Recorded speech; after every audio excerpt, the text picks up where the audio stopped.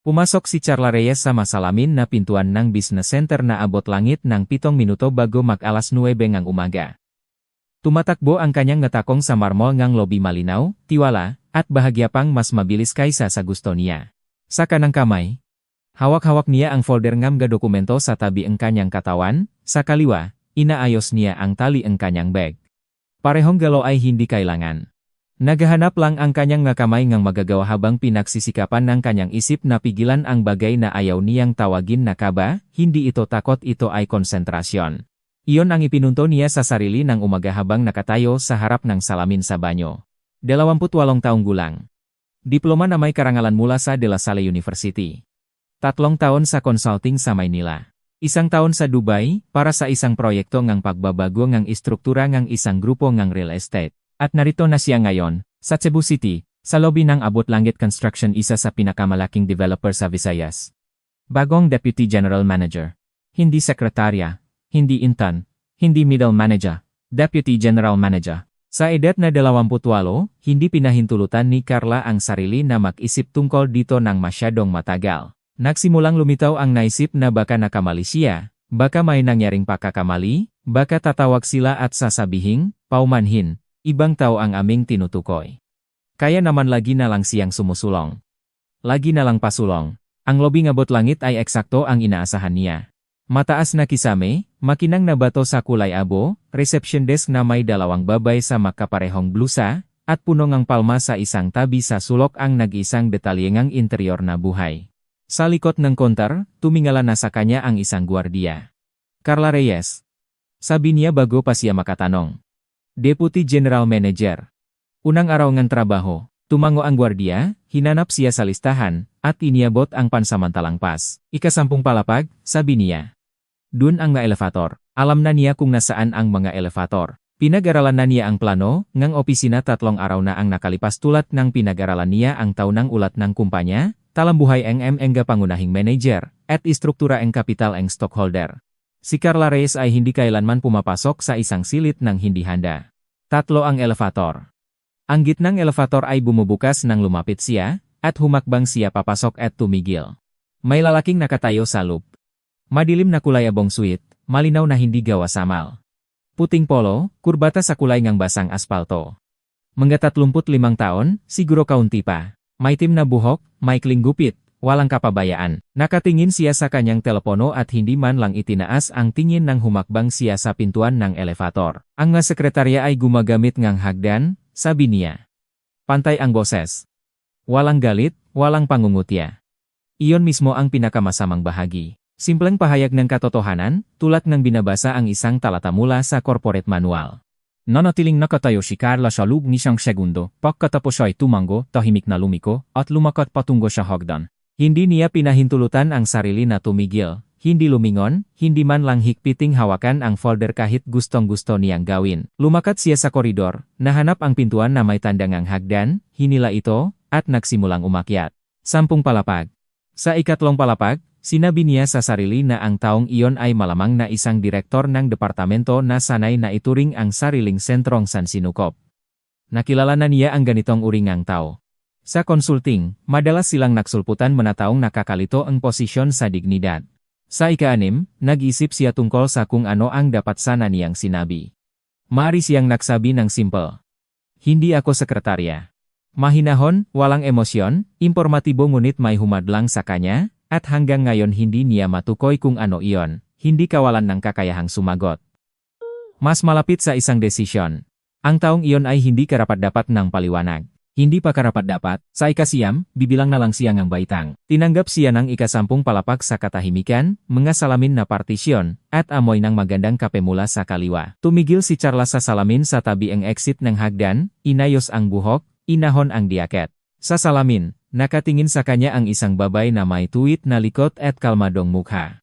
Walang makakalam na kaakyat lang niya ang 10 palapag sa prinsipyo. Mabuti. Iyon ang tamang paraan. Nahanap niya ang conference room 3 pintuan sa kaliwang koridor. Plaka. Conference room 1. Pumasok siya. Mahabang mesa, 8 upuan, screen sa dingding, pitsel ng tubig, mga baso. Walang tao, pinili niya ang upuan sa gitna, kaharap ng pintuan, hindi sa ulong mesa, hindi sa sulok, kundi doon kung saan makikita niya ang lahat. Ibinaba niya ang folder, inilagay ang bag sa katabi, tuwid ang likod, at naghintay. Mahusay din siya sa paghihintay. Karamihan sa matao ay pinupunan ang mapahingang ang telepono, notepad, kape. Si Carla ay kaya lang na umupo at mag-isip. Nag-isip siya tungkol sa darating na pag-usap sa General Manager si Daniel Cruz, 37 taong gulang, tagapagtatag ng kumpanya kasama ang isang kasosyo na bumili ngang bahagi 3 taon na ang nakalipas, mula nang maging nag-isang may-ari si Cruz. Ayon sa tsismis ngang industriya, matigas, sistematiko, hindi nagpapatawat ng mapakakamali. Iyon mismo ang dahilan kung bakit siya kinuha. Ang kumpanya ay lumalabas sa mabagong merkado. Kailangan nila ng isang taong may karanasan sa internasyonal na proyekto. Siya ang taong iyon. 5 minuto ang lumipas ng mabilis, at pagkatapos ay bumukas ang pintuan ng conference room. Itinaas ni Carla ang tingin at naramdaman ang isang bagay na malamig na dumaan sa kanyang gulugot. Sa pintuan ay nakatayo ang lalaki sa madilim na kulay abong suit na may kurbatang kulay ng basang aspalto. Siya nga. Nakita rin siya nito at natayo siya. Sa kauna-unahang pagkakataon ngayong umaga, may lumabas sa kanyang mukha bukod sa pantay na kontrol. Tumagal itong 3 segundo, wala nang higit. Ikaw simula niya. Carla Reyes, sabi niya ng pantay. Ang iyong bagong deputy. Matagal ang pahinga. Si Daniel Cruz walang alinlangang siya ito tumingin sa kanya ng walang ekspresyon. Pagkatapos, lumapit sa mesa, umupo sa tapat, binuksan ang folder nga dokumento, at saka lamang, hindi itinaas ang tingin mula sa mga papel, nagsalita, nakarating kang ngang mayos sa hagdan. Pantay ang boses tulad ng sa elevator. Ngunit may lumabas sa loob nito ngayon isang bagay na, kung gusto mo, maaring ituring na pangalo, o kayamutan na maingat na itinago sa likod ng pangalo. Hindi ngumiti si Carla. 10 palapag, sagot niya. Katanggap-tanggap na distansya. Itinaas niya sa wakas ang tingin sa kanya. Kayumangging mga mata, mapansin, sanay sa pagsusuri. Inangat niya ang tingin ng walang kahirap-hirap. Cruz, sabi niya at inyabot ang kamay sa kabilang nga mesa. Alam ko, sagot ni Carla at kinuha ang kamay. Matigas, maikli. Reyes. Alam ko, sabi niya. Sa labas ng salamin na pader ng conference room, nagsimula ang karaniwang araw ng trabaho ngang abot langit construction, mga yapak, mga boses, tunong ng telepono sa mesangan iba. Ngunit dito, sa silid na ito, sa pagitan ng 2 taong unang talagang tumingin sa isa't isa, may katahimikang humihiling ng ilang uringan desisyon. Nagbukas ng bibig si Daniel Cruz. Tungkol sa incident ngayong umaga, sabi niya sa parehong tono na ginagamit niya sa pagpirma mega minuto, pulong. Mali ako. Humihingi ako, tawad. Pinigilan ni Carla ang pahinga ng eksakto kung gaano katagal ang kailangan. Tinanggap, sabi niya.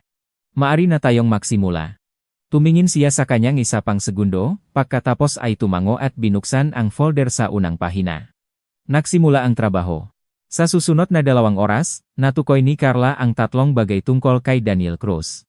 Una, inihanda niya ang pagpupulong na ito ng kasingingat niya. Ang kanyang resume ay nasa folder niya na may mga marka sa gilid may lapis, maliliit, tiyak. Walang interes o linawin o dubay paglago ng margin na 18% sa loob ng 14 na buwan.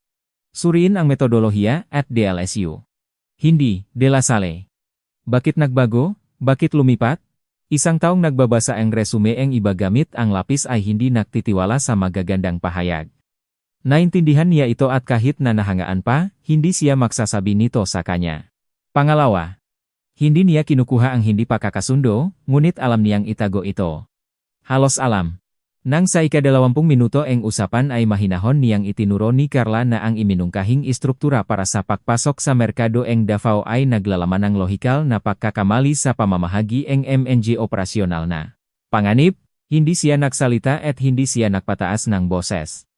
Tumahimik lang siya ng 3 segundo nang mas matagal kaysa karaniwan at nagsabi, magpatuloy. Ngunit ang kanyang madaliri ay sandaling tumigil sa hawak ng balpen ibinaba lang niya ito sa mesa. Napansin ito ni Carla. Pangatlo, siya ay mas matalino kaysa sa gusto niya. Ito ay hindi komportable. Mas madaling magtrabaho sa isang mapakmataas na taong pangkaraniwan na madaling talunin ng lohika. Naunawaan ni Cruz ang lohika ng maayos. Nang ipaliwanag niya ang kanyang posisyon tungkol sa Davao, nanahimik siya ng eksakto ang kailangan para talagang pag-isipan ang argumento hindi para magpanggap na pinag-isipan niya ito. Tama ka sa mapanganib, sabi niya sa wakas. Ngunit mali ka sa mga tagdang panahon. Kung ipamamahagi natin ang operasyonal na pasanin tulad ng iyong mungkahi, mawawalan tayo ngang 3 linggo sa simula. Mawawalan tayo ngang 3 linggo sa simula o 6 na buwan sa kalagitnaan, sagot ni Charla. Malinaw ang pagpipilian. Para kanino malinaw?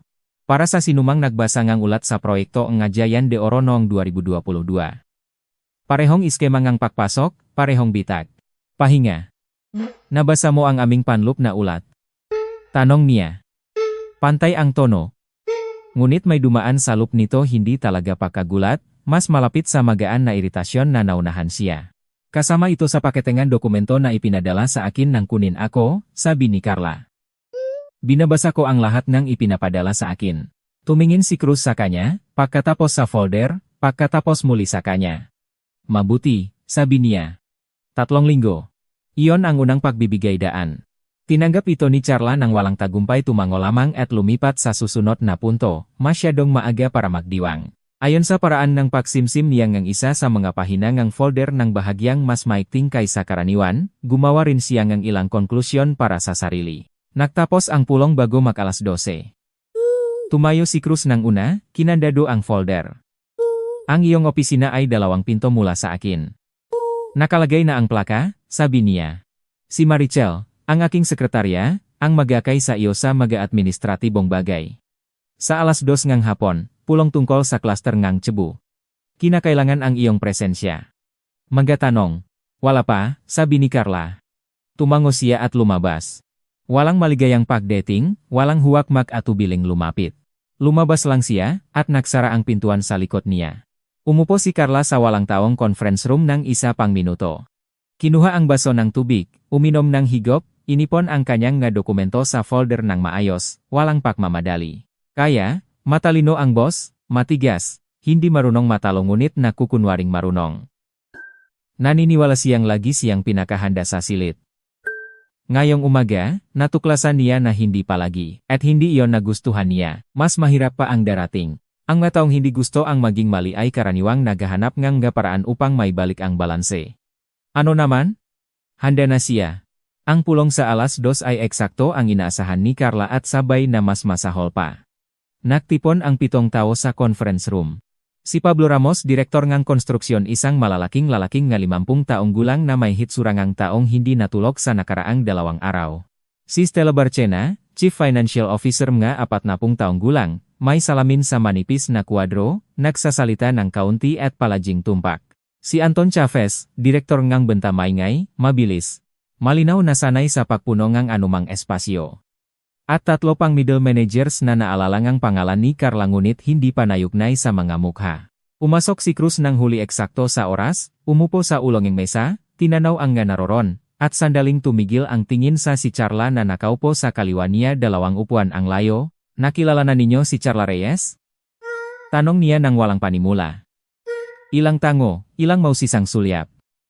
Malawak na ngumiti si Chavez bahagya pang masyadong maalap. Narinig na namin ang tungkol sa iyo, sabi niya. Dubai, Consulting. Grabe. Salamat, sagot ni Carla nang walang kinikilingan. Tayo na, sabi ni Cruz. Ang unang 20 minuto ay naging maayos. Nagulat si Ramos tungkol sa matakdang panahon ng konstruksyon ng residential complex na bituin ng Hilaga. 2 linggong pagkantala sa ikalawang bahagi dahil sa naantalang pagpapadalangang rebar mula sa isang subkontraktor. Nakinig si Cruz nang hindi nagsasalita, nagtatanong ngam gatiyak na tanong. Nagdagdag kutsin kang ilang numero tungkol sa batyet. Nakinig si Carla at gumagawang ang tala. Pagkatapos ay lumipat si Chavez sa marketing block at nakmungkahi na dagdagan ang advertising budget sa ikatlong quarter ng 20% na binabase sa lumalagong demand at presyon ng kompetisyon. Tumingin si Carla sa kanyang presentasyon, pagkatapos sa manumero na ipinadala sa kanya 3 araw na ang nakalipas. Anton, sabi niya iyon ang unang salitang binikas niya sa pulong. Batay sa datos ng nakarang 2 quarter. Ang paglago ng gastos sa advertising ng 15% ay nagbigay ng 3.2% na pagtaas ng mga inquiry. Ang iminungkahing pagtaas ng 20% sa parehong conversion rate ay magbibigay sa atin ng kaunti pang mahigit 4% na pagtaas ng nga inquiry. Sa kasalukuyang gastos ng acquisition, ito ay hindi matipid. Tumigil si Chavez sa pagngiti. Ito ay isang pinasimpleng pananaw, sabi niya. Ang advertising ay gumagana sa naipon na epekto. Hindi mo maaring tumingin sa quarterly na numero lamang. Tinitingnan ko ang 6 na quarter, sabi ni Carla. Ang naipon na epekto ay nakuha na rinduan. Ilang segundo ang katahimikan.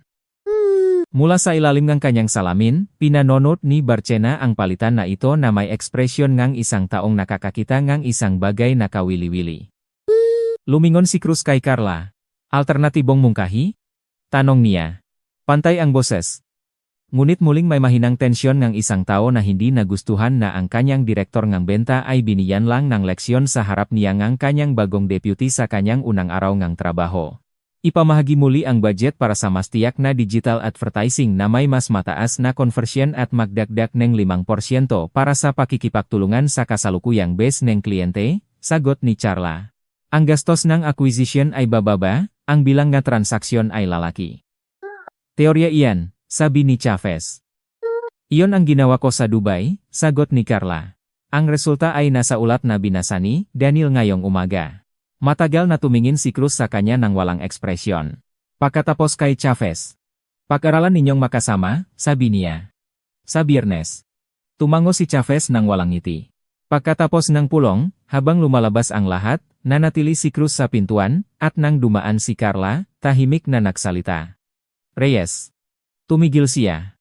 Hindi ito Dubai, sabi niya. Tahimik, walang banta, ngunit wala ring kalambot.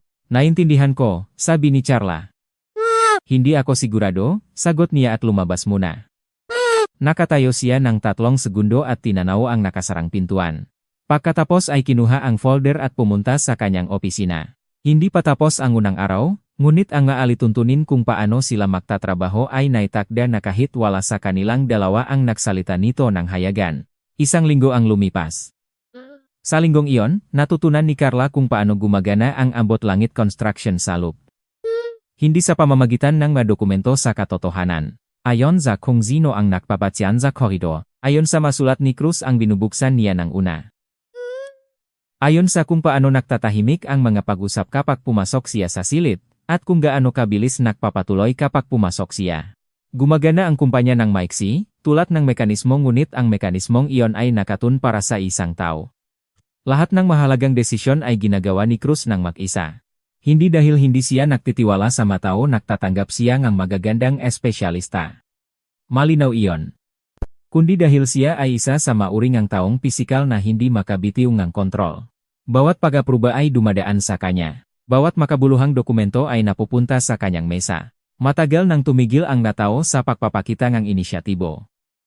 Mas madali ang maghintay hanggang sabihin ng boss kung ano ang gagawin. Iyon mismo ang isinulat ni Carla sa kanyang unang analytical memo na inilagay niya sa kanyang mesa noong Biyernes ng umaga. Hindi bastos, walang personal na atake. Purong proporsyonal. Ang kasalukuyang modelo nga operational management ay lumilikhang bottleneck sa proseso ng paggawa ng desisyon na nagpapabagal ng reaksyon sa mga pagbabago sa merkado. Inimumungkahi ko ang pagsasaalang-alang sa pagdelegate ng ilang kapangyarihan sa antas ng direktor ng departamento na may kasunod na kontrol sa pamamagitan ng lingguhang pag-ulat. Nang Biyernes ng hapon, tinawag niya siya. Malaki ang opisina ni Cruz ngunit walang labis. Malawak na mesa, 3 monitor, istante mega folder hindi para sa dekorasyon kundi pang trabaho, magaskas. Ang nag-iisang bagay na lumabas sa pangkalahatang pagiging functional ay isang maliit na modelo ng isang residential complex sa isang hiwalay na mesa sa tabi ng bintana. Ang maketa ay gawa ng mahal at maingat may mapuno at mga figurineng tao. Sandaling tumingin si Carla sa maketa habang pumapasok. Nakatayo si Cruz sa bintana ng pabaliktad. Nang pumasok siya, hindi siya agad lumingon binigyan siya ng oras na pumasok, isarhan ang pintuan, lumapit. Pagkatapos ay lumingon siya at inilagay ang kanyang memo sa mesa. Nagtatrabaho ka rito ng 6 na araw, sabi niya. 7, itinaman ni Carla. Kung bibilangin ang ngayon, 7 araw, inulit niya ng walang tono. At alam mo na kung paano ko dapat pamahalaan ang kumpanya. Nagsulat ako tungkol sa maproseso, hindi tungkol sa iyo, sabi niya. Ang maproseso iyon ako. Tumingin siya sa kanya ng mahinahon. Daniel, nung nakaraang quarter, 3 transaksyon sa komersyal na real estate ang natigil sa yuktong pag-apruba karaniwang 12 araw ngang trabaho bawat isa. Sa panahong iyon, ang isa sa mga kliyente ay umalis sa makakumpetensya.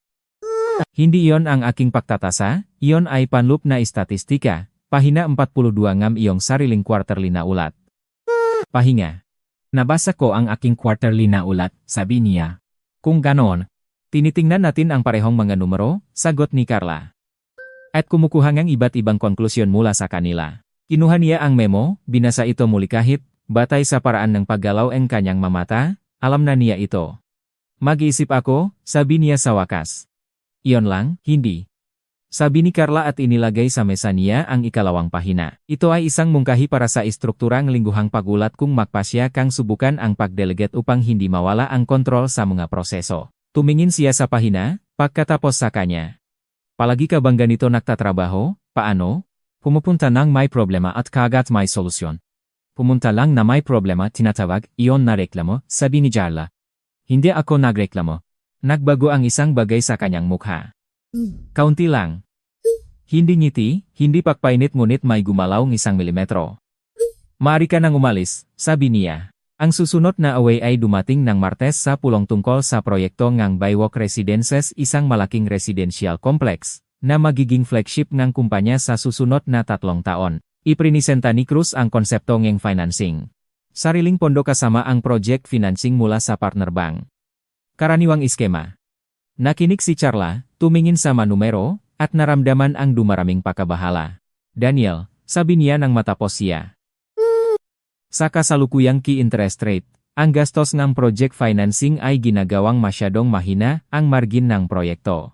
Kung ang rate ay tataas ng 1.2% pa at iyon ang hulangang analis, lalabas tayo sa negatibo sa ikalawang bahagi. Hindi tataas ang rate, sabi ni Cruz. Sigurado ka? Nagtatrabaho ako sa bangkong iyon ng 8 taon. Naintindihan ko ang kanilang posisyon. Engi posisyong engi bankway, nagibabago kasabay engi regulador, sabi ni Carla. Engi yongi relasyon sa bankway zengi asset na guniting di seguro laban sa pagibabago engi kay interest rate. Nakatahimik ang conference room. Nakatinding mesa si Ramos. Pinag-aralan ni Barcena ang kanyang natala. Si Chavez, na matapos ang nakaraang linggo ay maingat na nananatiling neutral kay Carla, ay tinitingnan ang kanyang basong tubig. Ang iyong mungkahi? Tanong ni Cruz. Pantay ang boses, ngunit may lumagay sa loob nitong katigasan na nangangahulugang. Isa pang salita sa maling direksyon at tapos na ang usapan. Hedging sa pamamagitan ng syndicated financing, sabi ni Carla. 2 bangko sa halip na isa na mamahagi ng ra. Mas mahal sa simula ngunit, mas matatag sa mahabang panahon. Nagpapalubhan nito ng istruktura ng transaksyon. Binabawasan nito ang panganib na mawala ang margin ng buong bahagi. Sinabi ko na, mag-isip ako, sabi ni Cruz. At sa pagkakataong ito ang tono ay ganito ang kahulugan na, tapos na ang usapan. Tumango si Carla at tumahimik. Pagkatapos ng pulong, sa koridor na, hinabol siya ni Barcena sa coffee machine. Matapang ka. Sabi ng Chief Financial Officer ng tahimik, hindi tumitingin sa kanya, abala sa kanyang tasa. O hindi sapat na may karanasan? Sagot ni Carla. Hindi, sabi ni Barcena. Matapang talaga. 3 taon na ang nakalipas, sinabi ko sa kanya ang ganun tungkol sa ibang proyekto. Hindi nang gayon kadiretso ngunit sinabi ko. Hindi siya nakinig. Lumabas na tama ako. At wala. Ayaw pa rin niyang makipagtalo. Isipin mo lang. Tumingin si Carla sa kanya. Salamat, sabi niya. Tumango si Barcena at umalis. Nang Miyerkules ay nangyari ang bagay na nagtatag ng kahulugan ng digmaan sa pagitan nila. Naghahanda si Carla ng presentasyon para sa isang potensyal na investor na darating sa loob ng 2 linggo. Nagtatrabaho siya sa kanyang opisina bandang 8:00 ng gabi. Halos walang tao na sa opisina. Kumatok, pumasok si Cruz. Walang jacket, nakaroyo ang manggasing polo. Sa kauna-unahang pagkakataon sa loob ng 1 linggo, nakita siya ni Carla sa ganitong kalagayan. Hindi inaasahan at nagpapakitang siya ay tao. Ipakita mo ang nasa investor mo, sabi niya. Inikot niya ang laptop. Ginulong niya ang upuan, umupo sa tabi niya hindi sa tapat tulad ng karaniwan, kundi sa gilid, upang makita ang screen. Hindi inaasahan ito. Malapit. Ang unang 10 minuto ay naging maayos. Tinitingnan niya, ipinaliliwanag niya ang lohikang pagtatayo ng presentasyon. Nagtatanong siya tiyak, angkop, sumasagot siya. Pagkatapos ay nakarating sila sa slide na may forecast ng kita. At nagsabi siya, Ang senaryo na ito ay masyadong optimistiko. Hindi maniniwala ang investor. Ang senaryo na ito ay batay sa tunay na datos mula sa tatlong katulad na proyekto, sabi ni Carla. Ang datos ay luma na 2 taong gulang. Sa aming merkado, 2 taon ay napakaluma na. Kung ganon ipakita mo sa akin ang kasalukuyang datos na nagbibigay nga ibang larawan. Wala akong oras para humanap ng datos para sa iyo, sabi niya ng matalas. Kung ganon huwag mo akong sabihan na mali ang aking datos nang hindi mo inaalok ang tama, sagot niya ng parehong kabangisan. Matulis ang pahinga. Hindi ka marunong tumanggap ng feedback, sabi niya. Marunong ako ng maayos na tumanggap ng feedback, sabi ni Carla. Ang hindi ko tinatanggap ay walang batay na kritisismo. Naktinghinan sila. Ang distansya sa pagitan nila ay wala pang 1 metro masyadong malapit para sa ganitong uringang usapan. Tumayo si Cruz, kinuha ang diaket mula sa likod ng upuan. Baguhin ang senaryo, sabi niya, batay sa ano? Batay sa aking 12 taong karanasan sa merkadong ito. Hindi yon pinakmulan ng datos, sabi ni Carla sa kanyang likod. Tumigil siya sa pintuan. Hindi lumingon. Tapusin mo hanggang umaga, sabi niya at lumabas. Tumingin si Carla sa nakasarang pintuan, pagkatapos sa screen. Pagkatapos ay kumuhangang balpen at gumawa ng tala sa notepad. Syndicated financing hiwag kalimutang bumalik. Hindi niya binago ang senaryo, iniwan niya itong ganon. Nang umaga, hindi nagsabi ang anuman si Cruz. Nang Huwebes ng gabi, nakita ni Carla ang Christine sa kauna-unahang pagkakataon. Bandang alas 7, nang lumabas si Carla sa elevator. Ngayon ay ginagamit na niya ang elevator nang walang anumang iniisip tungkol doon. Ang kwento ngang unang araw ay lumubog sa ilalim ng memorya, isang episode ng trabaho at naglakad siya patungo sa labasan. Sa lobby. Sa tabing reception desk. May nakatayong babae na nakikipag-usap sa gwardiya na parabang ang gwardiya ay may obligasyong humanga sa kanya. Mataas, mayos, sa maliwanag na kapa na may bag na halatang nakakahalaga ng higit sa 1 buwang sweldo ng isang karaniwang manager ng Botlangit. Sana dumaan na lang si Carla nang sa sandaling iyon ay lumabas mula sa gilid na koridor si Cruz. Umalis din siya. Nakasarado ang tiyaket, folder sa ilalim nege braso. Nakita ang babae at bahagyang binago ang direksyon nege paglalakad. Lumingon ang babae, at ang kanyang mukha ay agad naging iba, ang espesyal na kalambot na pinasasabay lang para sa isang partikular na tao. Naantala ka? Sabi niya. Humaba ang pulong, sagot si Cruz. Iba ang boses, hindi yung naririnig ni Carla araw-araw. Mas mababa, bahagyang hindi ganun ka-polish. Sabay silang lumabas. 3 hakbang ang nakalikaw si Carla sa likod at nakita kung paano binuksan ni Cruz ang pintuan para sa babay, isang maliit na galaw, halos automatiko. Sa labas, may naghihintay na driver na may sasakyan. Ganun pala. Hindi tinawagan ni Carla ang naramdaman niya sa sandaling iyon. Nagtala lang siya ang katotohanan. May girlfriend si Cruz, maganda, maayos, sanay na maghintay sa malobingang nga mamahaling opisina. Impormasyon lamang iyon, wala nang iba. Lumakad siya patungo sa LRT at nag-iisip tungkol sa presentasyon para sa investor. Sa susunod na linggo, ang kumpanya ay nabuhay sa modengang paghahanda para sa pagdating ng investor. Si Anton Fajardo, isang negosyanteng taga Cebu na may pera mula sa logistics, ay nakokonsiderang pumasok sa real estate at abot langit bilang isang potensyal na kasosyo. Gusto ni Cruz na gumawa ng impresyon. Malinaw iyon nang walang salita sa paraan ng pagpapadala niya sa lahat ng department heads para sa maulat, sa paraan ng personal niyang pagsusuri sa bawat slide ng presentasyon. Inihanda ni Carla ang analytical block, bahagi ng merkado, at forecast ng kita ang eksaktong iyon na hindi nila natapos ng Miyerkules ng gabi. Iniwan niya ang kanyang senaryo ngunit nagdagdag ng pangalawa, konserbatibo, may allowance para sa posibleng pagtaas ng rate. Hindi dahil sinabi ni Cruz kundi dahil mas profesional iyon. Nang dalhin niya ang panghuling bersyon para sa kanyang pag-apruba, tahimik na binasa niya ang mga materyales. Sa pahina na may 2 senaryo, tumigil siya. Nagdagdag ka ang konserbatibong bersyon, sabi niya. Oh, hindi ko humingi. Alam ko, sabi ni Carla. Ngunit makikita ang investor na sinuri natin ang wapanganib. Nagpapataas iyon ng tiwala. Tumingin si Cruz sa pahina ng ilang segundo pa. Mabuti, sabi niya. Hindi salamat, hindi tamang desisyon. Basta mabuti. Para kay Cruz, iyon ay halos kaparehong palakpak. Kinuha ni Carla ang folder at lumabas. Ang pagpupulong kay Fajardo ay naganap ng sumunod na Martes. Ang investor ay pala ay mabilis at maliksi na taong mga 40 taon, na nagtanong ngang mahirap na tanong at tila tunay na nagtatamasan ito. Sa ikatlong tanong tungkol sa katatagan ng margin sa pagbabago ng gastos ng financing, nagsimulang sumagot si Cruz ngunit nakatingin na si Fajardo sa slide na may dalawang senaryo. Ito, sabi niya at tinapik ang konserbatibong bersyon. Sino ang nakompute nito? Si Reyes? Sabi ni Cruz. Tumingin si Fajardo kay Charla. Magaling, sabi niya. Gusto ko kapag nag-isip ang mga tao tungkol sa masamang bagay ng maaga. Mas mabuting mag-isip tungkol sama-sama sa hapak ng negosasyon kaysa sa construction site, sabi ni Carla.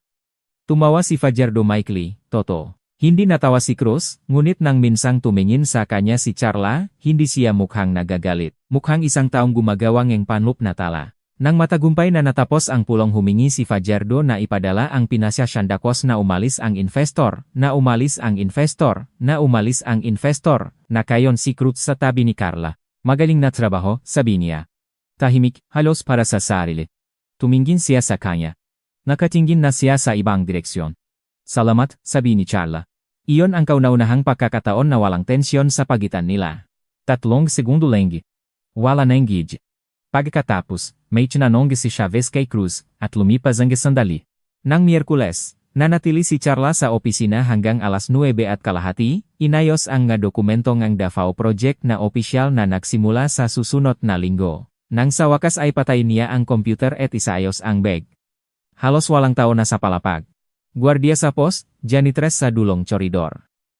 Dumaan siya sa harap ng opisina ni Cruz at nakita na nakailaw pa ang loop. Hindi buo ang pagkakasarangang pintuan, at nang hindi niya gustong marinig ay narinig niya ang bahagi ng usapan. Nagsasalita siya sa telepono. Christine, naipaliwanag ko na. Pahinga. Hindi, mas mahabang pahinga. Hindi ko pag-usapan ito ngayon. Bukas na. Pagod ang boses hindi pang trabaho, iba. Dumaan si Carla nang hindi binabagalan ang lakad. Ang pag-usap ngang iba ay hindi kanyang pag-ari. Nang Biyernes ng hapon, lumabas siya mula sa opisina para bumili ng kape at ensaymada sa panaderia sa kanto. Maliit na personal na alituntunin ang beer ng ritual na sinimulan niya pa sa Maynila. Ang panaderia ay tinatawag na Titas Bakery at 3 minutong lakad lamang mula sa abot langit. Nandun na siya ng 4 na beses sa lupeng 2 linggo, at nagawa ng maalala na ang ensaymada na may cream cheese dun ay mas masarap kaysa sa kahit saan pang dati niya na natikman. Kinuha niya ang ensaymada at kape, nagbayad, at paalis na nang makita niya sila. Sa mesa malapit sa bintana sa malayo si Christine, ang babay na iyon mula sa lobby. Magaang ang buhok ngayon, suot ang maitim na nitop, at isang lalaking kaharap niya maitim na buhok, malakas ang katawan, hindi kilala. Hindi si Cruz. Sana ay dumaan na lang si Carla kundi sana ay sa susunod na sandali ay hindi yumuko si Christine patungo sa lalaki at hinalikan siya. Hindi pala kaibigan, hindi aksidente. Matagal, at lubos na si Nadia. Nakatayo si Charla na hawak ang ensaymada pisay nanut ito ng 3 segundo. Pagkatapos ay kinuha ang telepono. Hindi siya nag-isip ng matagal, ginawa lang niya ang gagawin ng sinumang tao na may gumaganang instinct na itala ang mahahalagang bagay. Inilayo ang kamera at pinindot. Isang larawan malinaw, walang blur. Si Christine at ang hindi kilalang lalaki, mesa sa tabing ng bintana, halik. Inilagay ni Charla ang telepono sa bulsa at lumabas ng panaderia. Sa labas, tumigil siya at nag-isip tungkol sa kung ano ang gagawin ngayon. Si Cruz ay ang kanyang boss, hindi kaibigan, hindi kasama, isang taong araw-araw niyang nilalabanan para sa magatamang desisyon sa mga proyektong konstruksyon. Hindi siya makikialam sa kanyang personal na buhay. Hindi iyon ang kanyang negosyo. Hindi niya binura ang larawan basta inilagay ang telepono at bumalik sa opisina. Lumamig ang kape. Kasing sarap pa rin ng ensaymada. Sa labas ng kanyang opisina, natapos na ang araw ngang trabaho. Lumalabas ang mga tao sa gusali, hinahangad ang tricycle, naglalakad patungo sa istasyon nag-alerte. Pinanot ito ni Carla at nag-isip na mas mainam na ang ilang bagay ay hindi malaman. Ngunit alam na niya ito, at ang larawan ay nasa telepono, hindi naging bago. Sa susunod na 1.5 linggo, nagtrabaho si Charla tulad ng alam niyang magtrabaho sa mode ng buong pagsasabak, walang labis na pag-isip, walang pagkaabala, walang panlup na pag-usap tungkol sa kung tama ba ang kanyang ginawa na panatilihin ang larawang iyon. Ang Davao Project ay nagsimula, at iyon ang kailangan ng lahat ng kanyang atensyon. Komplikado ang proyekto. Bagong merkado, hindi pamilyar na mga subkontraktor, lokal na espesifikasyon sa mga koordinasyon sa administrasyon. Nagtatayo si Carla ng operational scheme mula sa simula nakikipag-usap sa mga abogado, sinusuri ang supply chain, inihahanda ang protokol ng interaksyon sa pagitan ng opisina sa Cebu at ng team sa Davao. Maraming trabaho, at nagpapasalamat siya para rito. Nakikita sila araw-araw nila at ni Cruz. Pulong, pag-apruba. Correspondence. Pagkatapos ng pagpupulong kay Fajardo, may gumalaw sa pagitan nila ng 1 milimetro. Hindi lumamig masyadong malakas na salita. Ang matutulis na sulok ay tumigil na lang sa pagtutsik sa bawat direksyon. Tumigil siya sa pagkokomento sa kanyang nga pamamaraan ng trabaho ng walang kahilingan. Tumigil siya sa pagtutol sa harap panegbuang departamento. Kung may hindi pagkakasundo, nagsasalita siya ng isa sa isa. Ito ay gumagana halos. Nang Martes ang ikalawang linggo, nakmaktol sila tungkol sa subkontraktor. Nagpipilit si Cruz sa kumpanyang Best Build. Nakipagtrabaho sila sa kanila noon. Masahan, nasubok, pamilyar. Nagsagawa si Carla ng comparative analysis ng 3 opsyon at napagpasyahan na natatalo ang Best Build sa presyo ng 8% at sa mobilization time ng 4 na araw. 4 na araw sa simulangang Davao ay nangangahulugang pagpumalingang buwang iskediul. Ang pagkakaibangang 8% sa presyo sa aming budget ay PHP 122 milyon, sabi niya sa umaga na pulong. Iyan ang presyo ng pagiging maasahan, sagot ni Cruz. Ang pagiging maasahan ng ikalawang subcontractor ay pinatunayan ng 3 reference projects, sabi ni Carla. Personal kong sinuri. Tumawag ako sa mga site. Tumawag ka sa mga site. Tumingin siya sa kanya na may ekspresyong natutunan na niyang basahin sa malinggong iyon.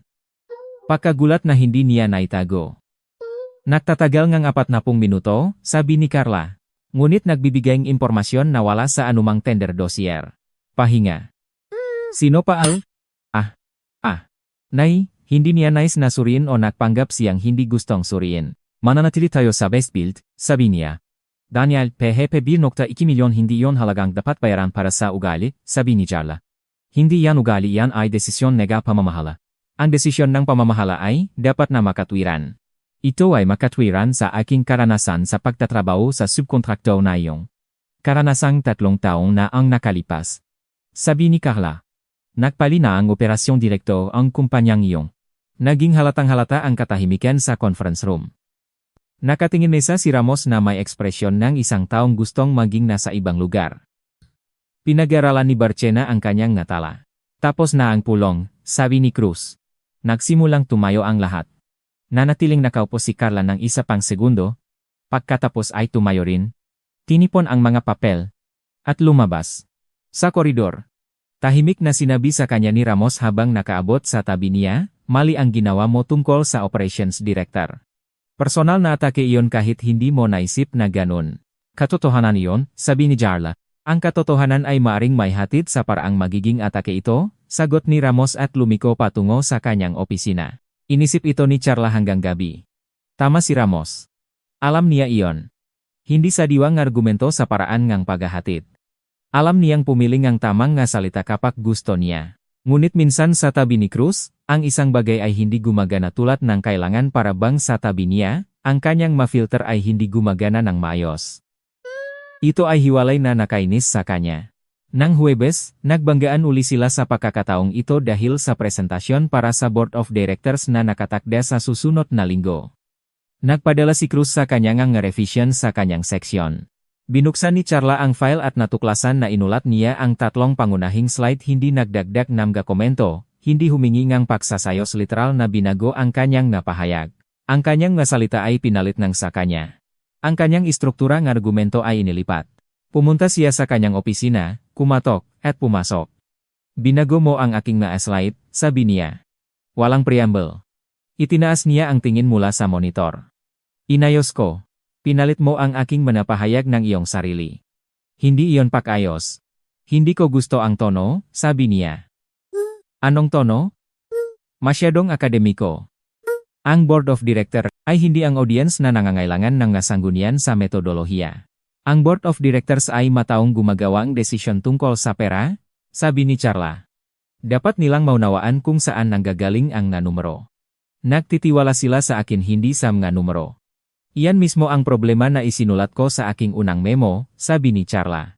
Dahan-dahang tumayo siya walang kabangisan, ngunit tumayo, at binago nito ang balanse sa silid. Reyes. Sabi niya, at sa boses may katigasan na sa pagkakataong ito ay tunay hindi demonstratibo. May mga bagay na ginagawa ko sa isang partikular na paraan dahil mas matagal ko nang kilala ang negosyong ito at ang mga taong ito kaysa sa nagtatrabaho ka dito. Hindi ito katuwiran, ito ay konteksto na wala ka pa. Ang konteksto ay hindi nakakansela ng lohika, sabi ni Carla. Alam mo kung ano ang pinakakainis sa iyo. Itinaas niya ang tingin. Hindi ka kailanman nagtatanggap na maaari kang makamali, sabi niya. May natayo ng maliksi at hindi komportable sa look ni Carla dahil iyon ay hindi makatarungan. Iyon mismo sa lahat ng maaring sabihin niya. Tinatanggap ko na maaari akong makamali, sabi niya ng mahinahon at may isa-isa. Hindi ko tinatanggap na makamali ako dahil lamang hindi ito komportable para sa iyo. Iyan ang parehong taong nagpilit sa konserbatibong senaryo para kay Fajardo. Ang senaryo na iyon ay inaprubahan mo ng eksakto dahil tama iyon. Ngunit wala kang narinig sa pag-apruba niya kundi kumpirmasyon ng sarili mong katuwiran. Nakatayo si Charla at tumingin sa kanya. Pagkatapos, ay nagsalita. Ibalik ang aking mapahayag o muling gagawin ko ang gaslight at muling ipapadala, ngunit hindi ako magpapresenta sa Board of Directors and Analysis na hindi ko mapirmahan. Mahabang pahinga. Mabuti. Sabi niya sa wakas. Ibabalik. Tumango siya at lumingon sa pintuan. Reyes? Tumigil siya. Tama ka tungkol sa best build, sabi niya. Tahimik. Para bang nakakahalagahan sa kanya. Hihilingin ko ang na-update na dossier nila. Kung makukumpirma NGMH numero, papalitan natin ang subkontraktor. Hindi lumingon si Carla. Salamat, sabi niya at lumabas. Sa koridor, pumunta siya sa kanyang opisina, isinara ang pintuan, umupo sa mesa, at ilang segundo lang ay tinitingnan ang dingding. May kakaibang bagay ang usapang iyon. Hindi mas mabuti, hindi mas masama kakaiba. Para bang parehong sila ay sandaling tumigil sa pakikipagdigmaan para sa posisyon at nagsalita lang. Hindi komportable ito kaysa sa karaniwang digmaan. Binuksan niya ang laptop at bumalik sa trabaho. Ang presentasyon para sa Board of Directors ay nakatakda ng Miyerkules ngang susunod na linggo. 4 na araw. Nagtatrabaho sina Carla at Cruz Samga, materyales sa Modena, mula sa labas. Marahil ay mukhang normal na interaksyon sa trabaho. Sa loob ay parang paglalakad sa yelo. Bawat hakbang ay maingat. Bawat parirala ay tinimbang parehong mahusay na naalala ang usapan ng Huwebes at parehong nakukunwaring hindi naalala. Ibinalik ni Cruz ang kanyang pahayag. Halos lahat dalawang pangungusap ay binago pa rin niya, ngunit naging mas tumpak. Kinakilala ito ni Charla ng lihim at hindi natutukso na tumutol. Kompromiso ng walang salita ang pinakamagagamit na uri ng kompromiso. Nagpalit din ang subkontrakta sa Davao. Humingi si Cruz ng update na dosye ng best build. Nakita ang bagong operations director na may track record na hindi nagbibigay ng kumpiyansa at ng walang labis na salita ay pumirma ng kontrata sa ikalawang opsyon. Ipinaalam kay Charla sa pamamagitan ni Marichel sa maikling sulat para sa Davao, ang ikalawang subkontraktor ay naaprubahan. Walang paliwanag, walang komento. Sumagot siya ng parehong maikli. Natanggap, salamat, sapat na yon. Nang Lunes ng gabi, nanatili sila sa conference room hanggang alas 9, pinagdaraos ang panghuling bersyon ng presentasyon. Maliban sa kanilang dalawa, ay naroon pa si Ramos para sa construction block, ngunit umalis siya sa alas 8, binanggit ang tawag mula sa site. Hinulaang ni Carla na natutunan na ni Ramos ang pakiramdam kung kailan mas mabuting lumabas sa silid. Naiwan silang dalawa. Binabago-bago ni Cruz ang slide. Sumasagot siya sa mga tanong. Nagtatanong siya ng matindi, walang ibinibigay na pahinga. Paano tatanungin ngang mamiyembro ang board? Malinaw ang sagot ni Charla. Ilang beses ay hinarang niya siya sa kalagitnaan ng pangungusap. Mas maikli 30 segundo lang ang para sa argumentong ito, hindi 3 minuto. Binago niya ang pahayag. Tumango siya. Sa ika-20 slide, tumigil siya. Ang blok na ito tungkol sa mapanganib ng regulatoryong pagbabago kailangang ilipat sa simula. Sa kasalukuyan, nasa dulo ito, at maaring hindi makarating ang board doon sa tamang kalagayan ng isip. Tumingin si Carla sa istruktura. Kung ilalagay natin ang mapanganib sa simula, lumilikha ito ng negatibong frame para sa buong presentasyon, sabi niya. O lumilikha ito ng pakiramdam ng katapatan, tutol niya. Ipinapakita natin na alam natin ang mga panganib bago pa natin pag-usapan ang mga oportunidad, iyon ay tiwala. Nanahimik si Carla ng isang segundo, pagkatapos ay nagsabi. Mabuti, ngunit kailangan ng tulay isang parirala na naglilipat mula sa mga panganib patungo sa mga oportunidad. Kung hindi, ang pakiramdam ay isang ulat ng mabanta, hindi isang investment proposal. Isulat ang tulay? Iniisip ko na. Kumuha siyang balpen at sumulat ng 2 parirala sa notepad. Ipinakita sa kanya. Binasa niya ito, kumuha ng balpen, at nagdagdag ng isang salita sa gitna. Tumingin siya. Tumango, mas mabuti, sabi niya. Kakaibang sandali iyon. Pareho silang naramdaman ito. Hindi dahil may espesyal na nangyari kundi dahil sa unang pagkakataon sa loob ng isang buwan, hindi sila nagtatrabaho laban sa isa't isa ni makahiwalay kundi sa isang direksyon. Isa ang nagsulat, ang isa ay nagdagdag. Walang pakikipagdalo, walang paglilinaw kung kanino ang tama. Tumingin si Cruz sa relo. 9:00. Isinara niya ang laptop. Bukas na ang panghuling rehearsal. Oh, sabi ni Carla. 10:00. 10:00. Nagsimula silang mag-ayos.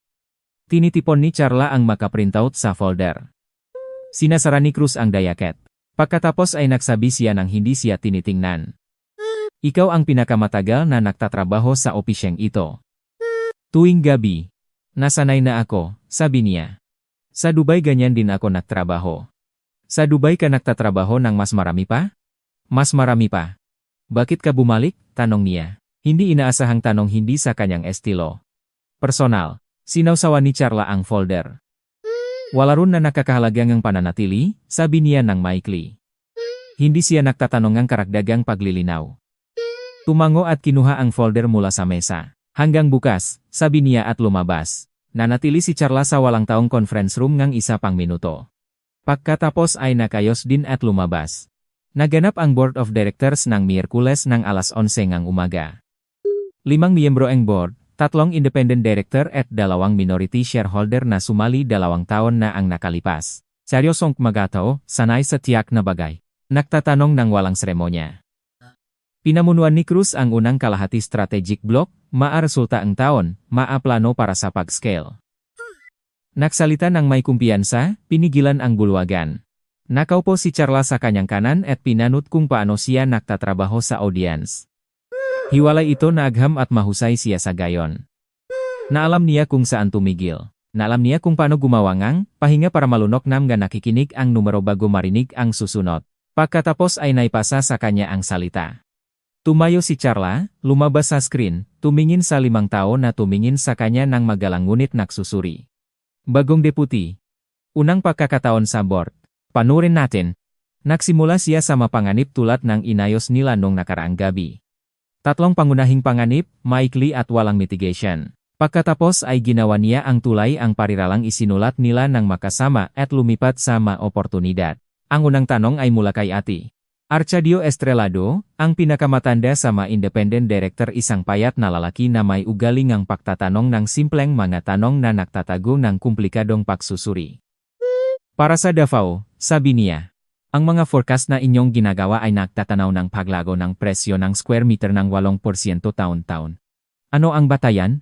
Dynamics ng nakaraang 3 taon na may allowance para sa infrastruktura ng rehiyon, sabi ni Carla. Partikular na ang konstruksyon ng transport hub na matapos sa loob ng 1.5 taon.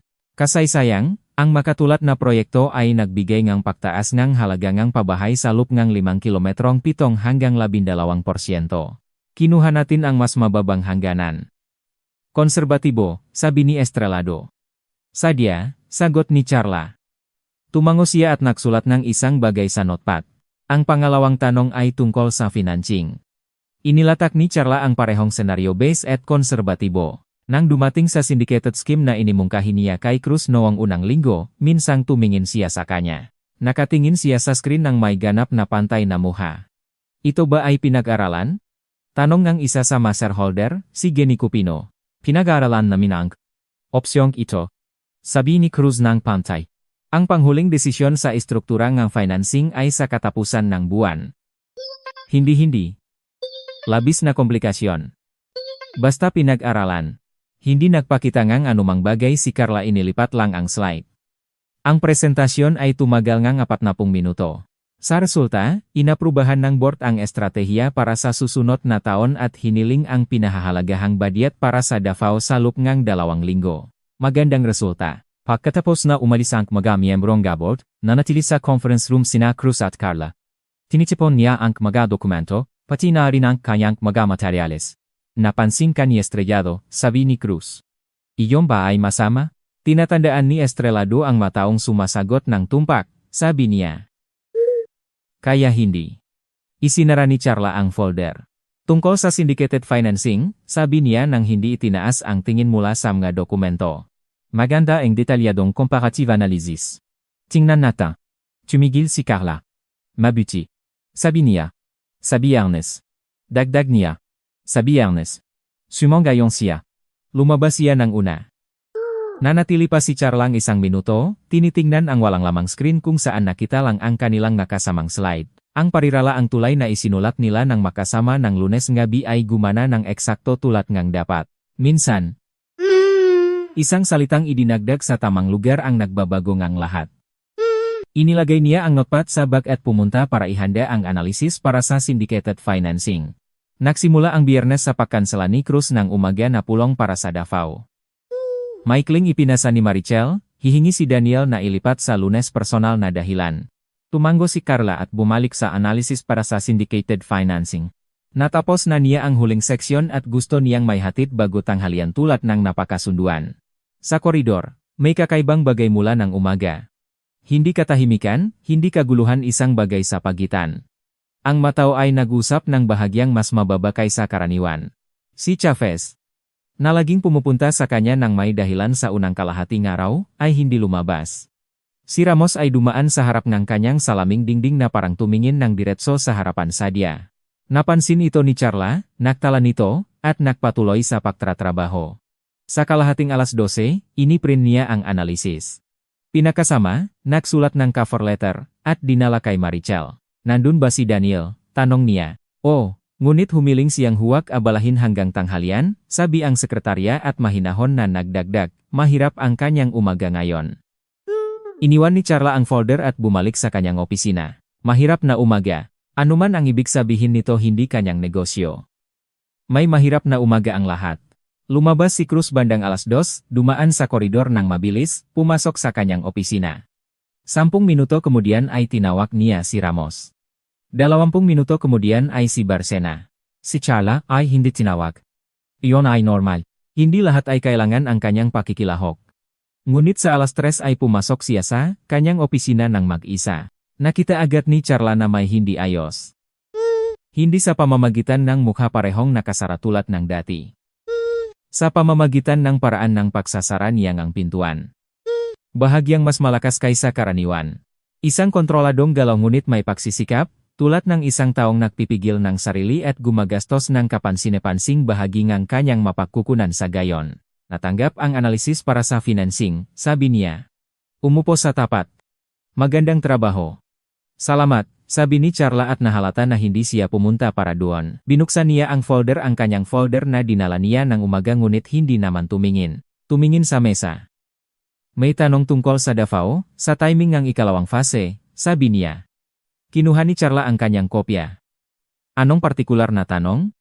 Naglalaan ka ng 6 na linggo para sa permit. Batay sa aming karanasan, 8. Batay sa datos ng nakaraang taon sa Davao, ang average na oras ay 5 linggo at kalahati, sabi ni Charla. Kinukuha ko ang data mula sa inyong sariling regional department. Iba ang uri ng ari-arian. Residential complex katulad na laking lot, parehong district administration. Pahinga. Dinailisan ni Cruz ang pahina, pagkatapos ang isa pa. Mabuti, sabi niya. 6 na linggo. Ngunit makdakdak na reserve week sa kabuwang buffer. Kasama na ang buffer. 2 linggo para sa buong fast. Gawing 3. Tumingin si Charla sa kanya. 3 linggong buffer sa 6 na linggong termino, iyon ay 50% reserba. Sobra ito at sinisira ang pangkalahatang larawan ng schedule. Iyan ang aking desisyon. Daniel, sabi niya ng mahinahon, kung sa tuwing may mahirap na umaga ka ay maglalagay tayo ng karagdagang buffer sa mga project schedule, pagkatapos ang 6 na buwan ay magiging mukhang isang kumpanyang hindi marunong magplan ang aming mga takdang panahon. Naging matulis ang katahimikan. Itinaas ni Cruz ang tingin. Napagtanto ni Charla na nagsabi siya nga labis hindi sa nilalaman, kundi sa anyo. Mahirap na umaga hindi sana niya iyon nasabi. Iyon ay mababa ng tinamaan, kahit hindi sadya. Ngunit hindi siya sumabog. Sa kabaliktaran, naging mas mababa ang boses. Hindi mo alam kung anong umaga ang meron ako, sabi niya. Tama ka, sagot ni Charla. Iyon ay mahinang pahayag. Paumanhin. Tumingin siya sa kanyang ng isang segundo. Pagkatapos ay nagsabi. Iwan mo ang 2 linggong buffer. Mabuti. Tumayo siya. Kinuha ang folder. Gumawang 2 hakbang patungo sa pintuan, at tumigil. Reyes. Sabi niya nang hindi lumingon. Gumagawa ka ba minsan ng sinasabi sa iyo?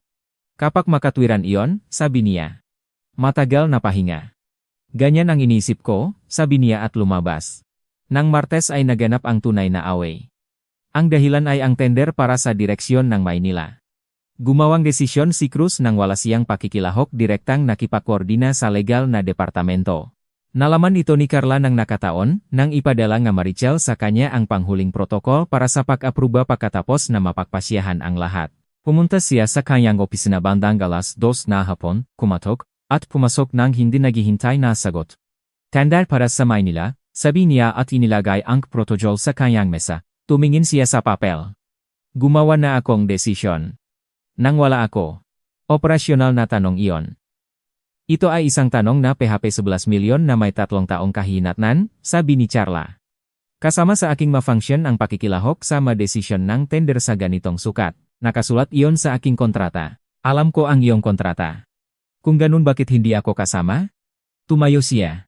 Sa pagkakataong ito ay walang pagtatangkang pigilan ang sarili. Dahil ang kalahati ng bawat pulong ay ginugugol ko sa pakikinig ng iyong mga pagtutol sa bawat punto, sabi niya. Dahil ang simpleng operasyonal na desisyon kasama ka ay nagiging 3 oras na talakayan sa metodolohiya. Dahil minsan ay kailangan ko lang gumawa ng desisyon at sumulong, hindi patunayan ang kapahusayan nito sa iyong nga pamantayan ng katibayan. Kung hindi mo mapatinayang mayos ang desisyon iyon ay masamang desisyon, sabi ni Charla. Kung hindi ka marunong magtiwala sa karanasan iyon ang iyong problema, sagot niya, ang karanasan ay hindi argumento pagdating sa pera ang mga shareholder. Huwag magpataas ng boses sa aking opisina. Hindi ako nagpapataas ng boses, sabi niya. At iyon ay totoo. Nagsasalita siya ng matigas ngunit pantay. Sinusubukan kong ipaliwanag sa iyo na ang Deputy General Manager na inalis sa mapangunahing desisyon ay isang dekorasyon. Kung gusto mong dekorasyon, hindi iyon ang taong iyong kinuha. Baka nga, sabi niya ng malamig. Tumingin si Carla sa kanya. May mainit na bumangon sa loob galit, pagod mula sa walang katapusang digmaang ito, mula sa katotohanan na ang bawat hakbang pasulong ay nangangailangan ng ganun kaalwan. Alam mo kung ano ang nakakatawa? Sabi niya. Matalino ka. Nakikita mo ang nga tamang solusyon. Hindi ka lang makatagal kapag hindi ikaw ang nag-aalok sa kanila ng minsan. Reyes simula niya. Hindi, patol niya. Pakinggan mo ng minsan. Nagtatrabaho ako rito ngang 1 buwan at kalahati.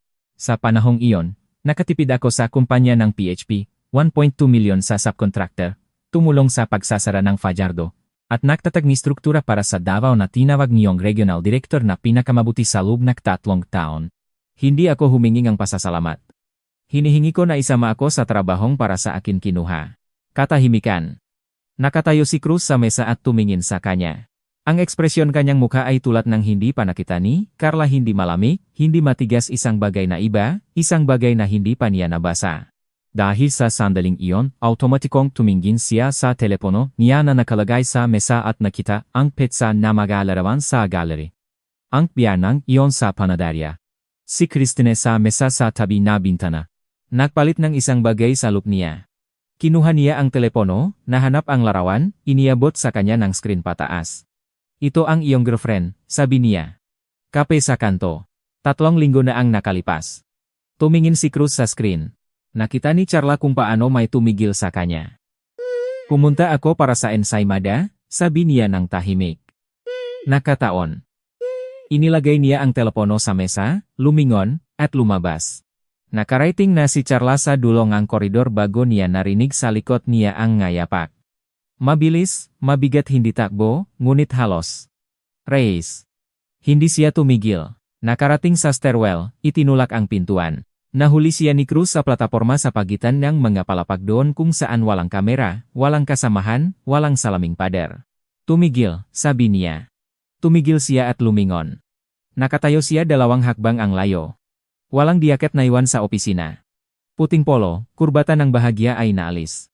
Sa kauna-unahang pagkakataon sa loob ngang 1 buwan at kalahati, nakita niya siyang hindi ganap na inayos hanggang sa huling pindutan. Ipaliwanag, sabi niya. Naipaliwanag ko na, sagot ni Charla. Biyernes. 3 linggo na ang nakalipas. Panaderya sa kanto. Pumasok ako para sa ensaymada. Nakaupo sila sa mesa sa tabi ngang bintana. Hindi ko hinahangat ito. Ang lalaking kasama niya hindi ko kilala. Hindi pamilyar na lalaki, may tim na buhok, malakas. Mga 30 siguro, baka 40. Nanahimik si Cruz, tumingin hindi sa kanya sa gilid, sa dingding, para bang doon ay mahahanap niya ang kinakailangan. Sigurado ka sa nakita mo? Tanong niya sa wakas. Malinaw ang larawan, sabi ni Charla. Nakita mo mismo. Nakita ko. Pahinga. Bakit hindi ka nagsabi agad? Tanong niya. Pantay ang boses ngunit may isang bagay sa loob nito na hindi may kubli ni Carla. Pagsisikap. Isang taong nagpapanatiling ang anyo kapag ang nilalaman ay nagsisimula ng pumalit. Dahil ang kiyong personal na, buhay ang kiyon, sabi niya. Hindi akin ngunit ngayon ko sinabi dahil sinabi mong pagkakumuha ka ng maling tao. Tumingin siya sa kanya ng direkta. Nagalit ako. Mali iyon sa aking bahagi. Hindi ko dapat ginamitin iyon sa isang away. Lumipat si Cruz ang tingin sa kanya. Matagal na tumingin. Kaya 3 linggo ay tinago mo ito, sabi niya. Hindi ko itinago. Ang larawan ay nasa telepono, at sinubukan kong huwag isipin ito. Nagtagumpay? Bahagyang nagatubili si Carla. Hindi palagi, sabi niya ng tapat. Itinaling tingin niya. Hinagot ang buhok ng kamay isang galaw na hindi pa niya nakita sa kanya. Hindi kontrolado, pagod. Nang Biyernes ng umaga, sabi niya ng dahan-dahan. Sinabi sa akin ni Christine na kailangan niyang makipag-usap. Nang gabi ay nag-isip ako isa pang pag-usap tungkol sa sobra ko ng trabaho. Nanahimik si Charla. Ngayon ay naintindihan ko kung ano ang usapang iyon, dagdag niya. Sinabi ba niya sa iyo? Wala pa. Hindi kami nakapag-usap. Kinansela ko ang pulong ng gabi. May tawag mula sa site. Tumigil siya. Bagaman, baka hindi ko lang gusto na marinig. Tumingin si Carla sa kanya. Ang taong ito na sa loob niyang 1 buwan at kalahati ay para sa kanya ay eksklusibong pinakmulan ng propesyonal na pagtutol na katayo siya ngayon sa stairwell nang walang diaket at mukhang isang tao lang. Tao lamang na ngayon ay pinapakita, sa kanya ang bagay na malamang ay naramdaman na niya ngunit hindi pa nakikita. Nahahabag ako, sabi niya. Hindi maganda kung paano mo nalaman ito. Sa anong ibang paraan ba ito nalalaman? Masaya ba ito? Tanong niya nang walang kapaitan. Tanong lang siya. Wala, sumasangayon si Charla. Nanahimik siya muli. Sa hagdan ay tahimik. Sa ibaba ay tumatakbo ang pintuan, mga boses, pagkatapos muli katahimikan. Gaano na ang tagal, sa palagay mo? Tanong niya nang bigla. Umiling si Charla. Hindi ko alam. Isang beses ko silang nakita at ang kanilang itsura. Tumigil siya ng sandali, naghahanap ngang salita. Hindi sila mukhang mga taong nagtatakpo sa kauna-unahang pagkakataon, sabi niya ng tahimik. Patawat. Tumango siya. Tinanggap ito bilang impormasyon ng walang panlabas na reaksyon, ngunit nakita ni Carla kung paano may gumalaw sa kanyang muha. Hindi nawasak. Hindi siya ang uring ang taong nababasag sa harap ng lahat. Gumalaw lamang. Cruz, sabi niya. Sa kauna-unahang pagkakataon ng walang apelido simpleng apelyido, tulad ng tinatawag nila ang isa't isa sa bihirang neutral na sandali. Umuwi. Kausapin mo siya. Sa alas 5, negosasyon sa subcontractor para sa ikalawang phase, sabi niya ng automatiko. Kaya ni Ramos. Nandito ako kung kailangan. Tumingin siya sa kanya. Inimumungkahi mo sa akin na umalis ng mas maaga mula sa trabaho, sabi niya. Hindi iyon tanong mas malapit sa pagtataka na hindi pa niya nayayos ng iba. Inimumungkahi ko sa iyo na resolbahin ang isang personal na issue na hindi magre-resulta ngang mag-isa habang nakaupo ka sa negosasyon sa subkontraktor.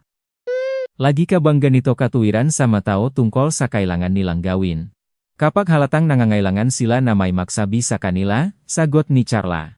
May nagbago sa kanyang tingin. Hindi lumamig, hindi pa rin angkop ang salitang iyon. Naging iba. Para bang tumingin siya sa kanya at nakakita ang isang bagay na hindi pa niya nakita noon o nakita palagi ngunit ngayon lang pinayagan ang sarili na kilalanin ito. 3 linggo mong tinago ang larawan, inulit niya ng tahimik. At ni minsan ay hindi ka nagpahiwatik nito. Ni sa isang away. Hanggang ngayon, itinama niya. Hanggang ngayon, sumangayon siya. Bakit? Naipaliwanag ko na. Hindi iyon ang aking negosyo. Karamihan sa mga tao sa iyong posisyon ay gagamitin iyon ng iba, sabi niya. Paano? Bilang leverage. Mabuting kalooban ng boss.